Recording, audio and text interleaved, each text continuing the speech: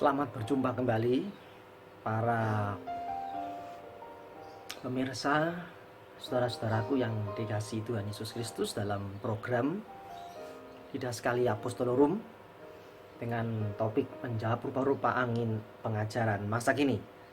Dengan tema di pagi ini adalah mewaspadai bidat-bidat Kristen bagian yang ketiga. Itu sebabnya kalau kita kembali melihat pertemuan yang lalu bahwa bidat-bidat Kristen hari-hari ini sangat-sangat marak muncul ya, dan tidak lagi bersembunyi-sembunyi tetapi jelas-jelas dan vulgar ya, bahasa kata lainnya seperti itu. Nah, kesempatan ini kita akan membicarakan bidat gnostisisme ya. Bidat gnostisisme ini kalau kita melihat dalam perjalanan sejarah gereja, bidat ini memiliki kans yang berbahaya. Nah, kalau kita melihat di akhir masa Rasul Paulus, bidat gnostik ini muncul ya di abad kedua dan ketiga. Nah, bidat ini secara khusus dilawan oleh Rasul Yohanes di dalam surat 1 Yohanes pasal 2 ayat yang ke-18 sampai 23 dan juga surat 1 Yohanes 4 ayat 1 sampai 3. Situ Rasul Yohanes menegaskan melawan bidat ini, gitu ya. Dan ini bidat yang cukup berbahaya dalam perjalanan gereja di abad-abad kedua, abad-abad ketiga, ya.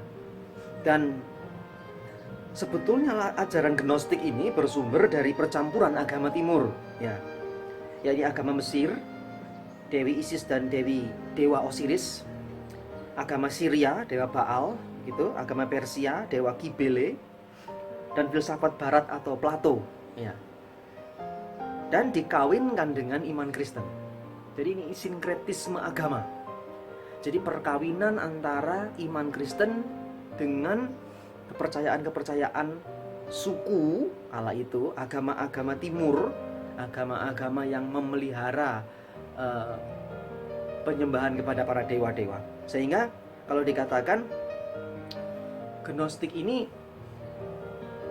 adalah sinkretisme yang dualistis panteisme, percampuran agama tetapi juga mendua, dualistis dan panteistis, begitu. Jadi paham Gnostik ini berasaskan dualisme. Jadi tidak memiliki pokok kebenaran yang akurat, yang tepat, tapi mendua, begitu. Karena filsafat Plato membagi dua dunia, dunia ide dan dunia menjadi, ya. Dunia ide dan dunia yang kelihatan, begitu. Dunia ide dan materi, ya. Nah, dunia ide itu baik dan sempurna, sedangkan dunia materi itu dunia jahat, itu. Dunia materi inilah yang menghalangi manusia untuk mencapai kebahagiaan dan kesempurnaan hidup. Makanya perlu segera keluar dari raga, gitu. Kalau orang Jawa bilang oncat sokorogo, gitu ya. Jadi kalau orang mau diselamatkan itu, mau mencapai dunia rohani, maka perlu melepaskan diri. Caranya gimana? Lepaskan dari ikatan dunia materi. Dan cara yang paling utama adalah dengan gnosis, yaitu pengetahuan. Karena bidat ini punya pemahaman yang mendapat gnosis, pengetahuan dari yang dunia ide, dia yang akan berhak mendapatkan pengetahuan sempurna dan akan masuk dalam dunia rohani itu. Orang yang bisa mendapatkan gnosis hanya orang tertentu saja. Ada syaratnya. Syaratnya apa? Hidupnya berarak, begitu ya. Bertarak, menahan diri, mematikan nafsu daging dan menyiksa diri supaya mendapatkan pengetahuan yang sejati, begitu. Nah, bidat ini membagi manusia jadi 3 bagian, roh, jiwa, dan tubuh. Orang yang bersifat tubuh tubuhnya nggak akan beroleh keselamatan, begitu. Makanya mereka perlu punya yang rohani itu, yang dunia ide itu. Hanya mereka yang punya pengetahuan, sedangkan orang yang bersifat jiwani itu tidak punya kepastian untuk masuk dunia rohani, hanya berharap dari jauh. Demikian. Nah, bidat ini juga mengakui bahwa Allah itu sebagai hikmat tertinggi yang ada dalam dunia terang, yang berbeda dengan Allah perjanjian lama. Kalau Allah perjanjian lama itu demiguros, Allah yang jahat, yang membunuh, yang punya sifat kejam bengis. Sedangkan Allah perjanjian baru itulah Sofia, Allah yang penuh kasih. Demikian. Lebih lanjut, bidat ini mengaku Yesus sebagai penyataan wahyu Allah. Ya, Yesus itu wahyu Allah. Tapi mohon maaf, Yesus itu tidak pernah jadi manusia. Jadi ketika ada cerita atau kisah atau pendapat Yesus atau firman menjadi manusia, itu cuma manusia semu. Kenapa?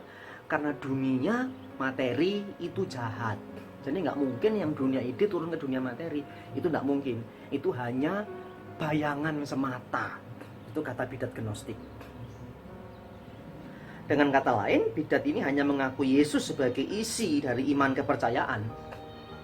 Ya cuma isi iman kepercayaan, tapi bukan fakta sejarah. Begitu. Nah, kesalahan yang dilakukan karena mereka mau menyesuaikan ajaran Alkitab dengan teori mereka, sehingga menafsirkan Alkitab secara alegoris tanpa batas, tanpa melihat konteks, melihat budaya, melihat antropologi budaya, dan tidak melihat dari kacamata ajaran para rasul tentunya. Nah, adakah bidat seperti ini di masa kini? Ada. Sangat-sangat ada. Kalau kita tadi perhatikan bahwa bidat ini mementingkan yang rohani, mementingkan yang tidak kelihatan. Dan untuk mendapatkan itu perlu yang namanya pengetahuan. Nah, sering kali kita melihat ada ajaran yang mengatakan demikian. Silahkan, saya pernah mendengar ya, silahkan kalian saudara mau baca buku teologi sebanyak apapun, silahkan. Tetapi saya diajar oleh Tuhan langsung. Nah, begitu. Saya langsung mendapat wahyu dari Tuhan. Itu ciri khas bidat gnostik. Walaupun Tuhan bisa berbagai macam cara menyampaikan penerangannya kepada manusia atau orang percaya, tapi akhirnya orang yang seperti ini akan sombong rohani, begitu. Muncul kalimat, nggak boleh membatasi Pak Randy. Gitu. Yang membatasi ya siapa? Saya tidak membatasi, saya tidak menghakimi, saya hanya mengajak kita melihat kesalahan masa lalu jangan diulang lagi, gitu loh. Lalu misalnya lagi, bidat ini menyatakan bahwa yang mendapat pengetahuan itu hanya orang tertentu. Ya, muncul, kalau Anda tidak berdoa 10 jam, 12 jam, Anda nggak bisa mendapatkan keintiman dengan Tuhan. Anda nggak bisa mendapatkan rahasia-rahasia dari Tuhan. Ya, untuk itu sudah harus doa banyak-banyak, menyangkal diri. Ya, saudara harus mematikan nafsu daging. Ya, menyiksa diri supaya mendapatkan pengetahuan itu. Kelihatan rohani. Alkitab kan bilang, Pak, Paulus bilang bahwa surat Kolose mengatakan matikanlah hal yang duniawi. Betul, tapi itu adalah bukti keselamatan. Itu adalah buah keselamatan, bukan syarat untuk mendapatkan pengetahuan. Nah, misalnya lagi, manusia dibagi 3 bagian, roh, jiwa, dan tubuh. Muncul pandangan-pandangan dikotomi, trikotomi, ya kan? Akhirnya berdebat dalam dunia teologi, dunia persilatan, saya katakan. Tetapi kalau kita kembali kepada ajaran para rasul, tidak ada pembagian seperti itu. Itu kan filsafat Platonis, filsafat Aristoteles, pemikiran barat yang mempengaruhi teolog-teolog modern masa kini. Padahal kalau kita melihat dari gereja mula-mula atau para rasul menjelaskan, bukan berarti ketika Paulus bilang bahwa manusia itu tubuh jahat itu bukan berarti dibagi-bagi. Paulus tidak menegaskan bahwa itulah bagian totalitas hidup orang percaya atau itulah totalitas hidup manusia. Bukan termasuk dibagi-bagi, bukan demikian. Nah, belum lagi mengatakan bahwa Allah perjanjian lama beda dengan Allah perjanjian baru. Itu juga muncul pemikiran-pemikiran seperti itu. Nah, inilah percikan-percikan bidat masa lalu yang masih diulang oleh gereja masa kini. Nah, misalnya lagi, kesalahan dilakukan karena mereka menyesuaikan ajaran Alkitab dengan teori, dengan tafsirnya. Tafsir yang digunakan bukan hermeneutik Bapak Gereja atau hermeneutik para rasul, gitu ya. Tetapi yang digunakan adalah tafsiran modern. Parah lagi menggunakan tafsiran denominasinya, rusaklah Alkitab.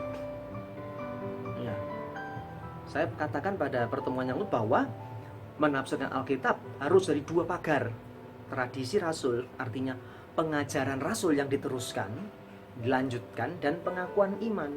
Pengakuan iman itu bukan pengakuan iman rasuli milik gereja Reform atau Protestan, tapi pengakuan iman gereja dalam 7 konsili yang telah selesai dan tuntas membahas seluruhnya, membahas seluruh pokok iman Kristen. Kalau ada kesempatan dan waktu kita akan bicara banyak soal itu.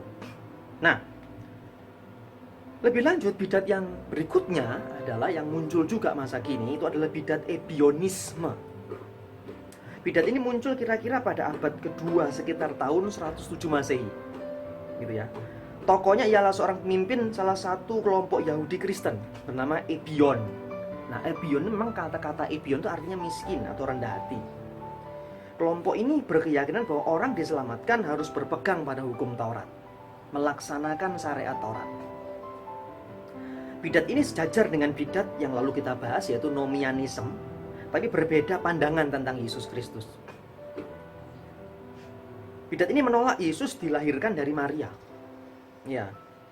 Menolak juga keilahian Yesus. Jadi Yesus tetap manusia biasa begitu. Selanjutnya mereka mengakui bahwa Yesus memiliki kuasa setelah dibaptis. Jadi ketika Yesus dibaptis, begitu ada penglihatan Roh Kudus turun seperti burung merpati, disitulah dia baru menjadi manusia super dalam tanda petik. Jadi Yesus itu manusia biasa, secara khusus karena hidupnya suci, punya karunia, dipenuhi Roh Kudus. Dan bidat ini merupakan percampuran sebetulnya dari Nomianisme dan Gnostik, maka disebut dengan Jews Gnosticism, Yahudi Gnostik. Ya. Penyangkalan terhadap keilahian Yesus disebabkan latar belakang agama Yahudi yang berpegang pada pengakuan agama Yahudi yang monoteis. Ya, jika menerima Yesus sebagai Allah, maka hal tersebut membuat mereka mengakui politeis, nggak lagi monoteis. Kok ada Yesus? Makanya waktu Yesus diserahkan pada mahkamah agama, mereka bilang apa? Dia menghujat Allah. Kenapa? Pemahaman orang Yahudi, Allah ya cuma satu, monoteis. Ini nggak ada ya disebut anak Allah dan lain-lain. Padahal pengertian anak Allah itu ada dalam banyak pengajaran orang Yahudi, tetapi orang Yahudi buta di situ. Yang dikatakan dalam dalam Injil Lukas, ada selubung yang menutup matanya. Nah, apakah bidat ini ada? Sekarang ada. Ya. Kalau kita lihat di sini, misalnya, bidat ini menolak keilahian Yesus dan dilahirkan dari Maria. Ya, mirip-mirip dengan saksi Yehova. Saksi Yehova juga memahami demikian. Ya, Arianisme. Jadi Yesus itu cuma manusia biasa, diciptakan Allah menjadi manusia istimewa. Ketika dibaptis baru dia menjadi manusia super. Ya, menolak kelahiran Yesus karena dia diciptakan Allah begitu, maka keilahian ditolak. Lalu kalau kita lihat, misalnya bidat ini menekankan hukum Taurat, berpegang pada Taurat. Ada. Saudara harus memelihara Sabat.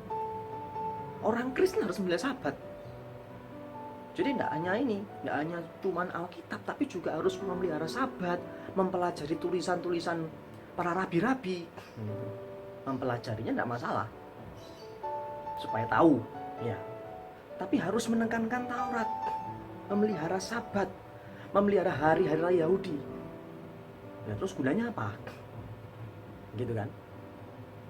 Memelihara Sabat. Sabat itu punya banyak pengertian. Ada hari Sabat, ada minggu Sabat, ada bulan Sabat, ada tahun Sabat, ada abad Sabat. Dan setiap kali Sabat itu ada hukum aturan yang dilakukan. Apa? Korban. Nah sekarang bagi mereka yang melakukan Sabat, apa yang melakukan korban? Apakah hanya mengambil sebagian aja Sabat, tapi menolak yang lain? Kalau memang mau melakukan seluruh hukum Taurat, ya lakukan. Tapi jangan menyuruh orang lain harus sama, begitu. Dan kalau memang dia mengatakan bahwa memelihara Sabat itu harus, jangan cuma Sabat, semua lakukan. Hukum korban lakukan. Nanti ketika dibilang begitu, bilangnya lu kan sudah digenapi dalam Yesus, nah kan muter aja. Gitu. Sudah tersesat, terus dikasih tahu, muter aja, ini kan repot gitu ya. Ya ada pandangan-pandangan demikian, gitu ya, silakan. Saya pun tidak melarang, monggo silakan Anda mau mengikuti itu, hukum Taurat, syariat silakan, tapi kalau saya enggak. Karena dasar iman Kristen itu dua, Allah Tritunggal dan inkarnasi Yesus. Dan ajarannya harus kembali ke ajaran Rasul. Jadi melihat perjanjian lama, melihat perjanjian harus dalam terang pengajaran Rasul. Ya, kalau mau melihat misalnya bagaimana hukum Taurat itu sudah digenapi belum? Nah, lihatlah kita kisah para rasul. Itulah kitab sejarah gereja, gitu. Sudah tuntas dalam konsili Yerusalem dalam Kisah Rasul 15. Jangan diputar lagi. Tapi tidak terima, ya tidak apa-apa. Silahkan. Harus mempelajari tulisan para rabi, betul. Tapi tulisan para rabi bukan rujukan kebenaran. Dasar kebenaran itu Allah Tritunggal dan inkarnasi Yesus yang dituangkan dalam tulisan-tulisan rasulnya, yang diteruskan kepada murid para rasul, yang diteruskan kepada muridnya murid para rasul, dan dipelihara oleh Bapak Gereja, Bapak Konsili, Bapak Apologia, sampai pada gereja segala abad. Harusnya begitu. Nah bidat ini juga dikatakan bahwa tadi Jewish Gnosticism, dan sekarang ada. Sebabnya umat Tuhan diminta mewaspadai. Gereja Tuhan masa kini diminta mewaspadai, karena sekarang dunia virtual cukup bebas. Saya meminjam istilah Bapak Bambang Norsena. Beliau mengatakan Kristenan sekarang sangat liberal. Bahkan liberalnya pun kebacut. Ya kan? Kebacut liberalnya, sehingga akhirnya minta maaf bicara dalam tanda petik gemblung. Orang Kristen menjadi gemblung gitu. Kenapa?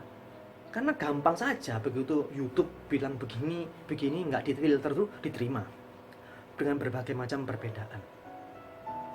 Nah, tugas gereja Tuhan adalah meluruskan segala bentuk penyesatan, meluruskan segala bentuk ajaran-ajaran yang tidak kembali pada ajaran yang satu, Katolik dan Apostolik itu. Nah, itu sebabnya kembali saya mengingatkan, ya, saya sebagai hamba Tuhan, sebagai teolog, menghimbau seluruh gereja Tuhan untuk kembali belajar melihat sejarah gereja supaya tidak terulang kembali kesalahan masa lalu. Motivasi hanya untuk memberitakan Injil Yesus Kristus yang telah diajarkan kepada para rasulnya, diteruskan kepada murid para rasul dan murid-murid para rasul yang lainnya, dan yang dipelihara oleh Bapak Gereja, Bapak Apologia, dan Bapak Konsili. Itu sebabnya mari sama-sama kita terus belajar dan tinggikan Tuhan Yesus dalam setiap hidup kita. Jadikan Dia yang utama segalanya dalam hidup kita, karena Tuhan Yesus mencintai kita tanpa syarat, mengasihi kita tanpa batas, dan memberkati kita tanpa sebab. Sampai jumpa pada program berikutnya. Tuhan Yesus memberkati. Shalom.